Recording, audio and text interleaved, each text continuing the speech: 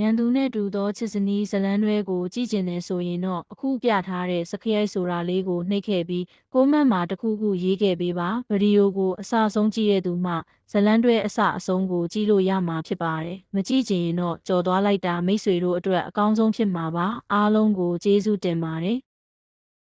အားလုံးမင်္ဂလာပါဆိုတော့အခုဒီရပိုင်းဒီလာတွေထဲမှာ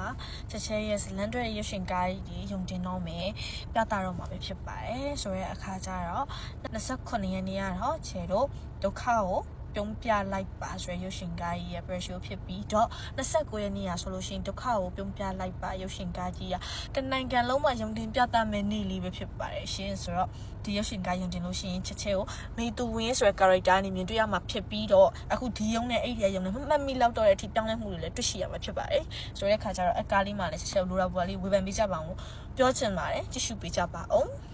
နောက်တစ်ခုပြောချင်တာကချက်ချဲတို့မနေ့ဖန်ကြားလို့ရှိရင်ဒါ show like ကနေပြီးတော့ the chef secret အပြစ်မဲ့နှလုံးသားဆိုတဲ့ဇလန်တွဲလေးရတယ်ဒါ media contrast လေးလောက်တော့မှာဖြစ်ပါတယ် show like ကနေပြီးတော့ချက်ချဲတို့ the chef secret အပြစ်မဲ့နှလုံးသားနေရာမှာ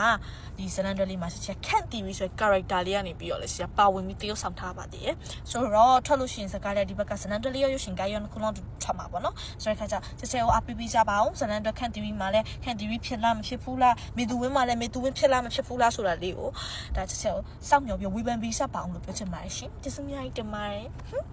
ဆိုတော့မစလက်တက်လောက်ထားလာနောက်လာတယ်မှာရန်သူနဲ့တူတော့စနီးစလန်တော့ထွက်မှာနော်အဲ့ဒါလည်းရှိသေးတယ်